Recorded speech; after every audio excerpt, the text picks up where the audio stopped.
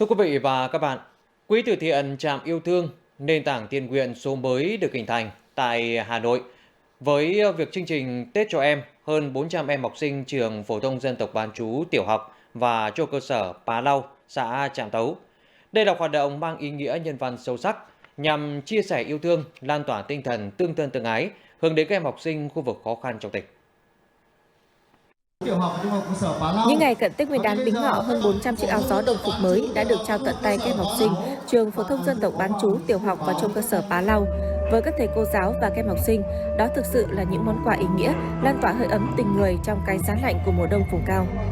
Tại chương trình, các em còn được đội ngũ y bác sĩ đến từ Bệnh viện Mắt Trung ương khám sức khỏe tổng quát và khám mắt chuyên sâu. Hoạt động trải nghiệm thực tế các gian hàng cũng đã thu hút sự tham gia của đông đảo học sinh nhà trường.